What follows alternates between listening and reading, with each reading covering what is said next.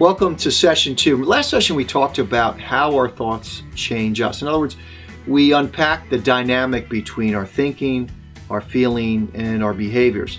And those things go hand in hand. You're never going to separate them. So in order to change your behaviors, you need to change your feelings. And really, the only way to change your feelings is to change your thinking. Now, I want to talk today about how our thoughts have changed. In other words, understanding the battlefield of the mind. That's really where the battlefield is. Satan can't change our spirits, but if he can impact our thinking, he can impact our feelings and our behaviors, particularly as it pertains to marriages. Now, the book of Proverbs, chapter 4:23, in the Century version says, more than anything you guard, in other words, more than anything else you can guard, protect your mind.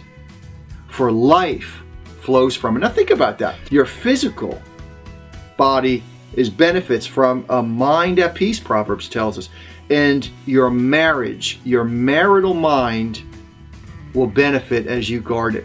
Also, Romans chapter 12 in the Amplified version says, do not be conformed to this world or this age, or to be fashioned after and adapted to its external, superficial customs, but be transformed or changed by the entire renewal of your mind. Isn't that a wonderful picture? Because the battlefield is in the mind. There's no other way to grow than to change your thinking, and that is it. See, our mind is dynamic. It's not static, which means it's constantly moving. See, our minds are either going to go in a good place or in a bad place, particularly as it pertains to your marriage. In fact, Jesus talked about in Matthew chapter 19, verse 8. He said, people get divorced because of a hardness of heart. Let me retranslate that for you.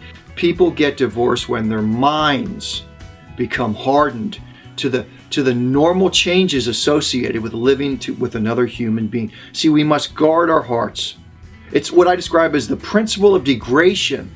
In general, things tend to get worse. We have to be on our game, protecting our thoughts from the assaults of the world that would want us to walk away from our marriage. And if not walk away, simply walk away from the passions that God calls us to have as we live with our spouses. So let me give you the walk-away message here. Our thinking experiences are dynamic, not static. Therefore, we must manage it with wisdom and grace. To have a healthy marriage, one needs to engage in purposeful and strategic mind management. Okay, now this week, I want you to download an assignment. This assignment's going to help you understand whether you are an optimist or a pessimist. In other words, whether you're optimistic about your marriage, the future together, or you're negative about it. Enjoy this. It's not going to be a difficult assignment, but download it, take a few moments to work through it, and hopefully as you strategically manage your mind, you'll find your marriage much better.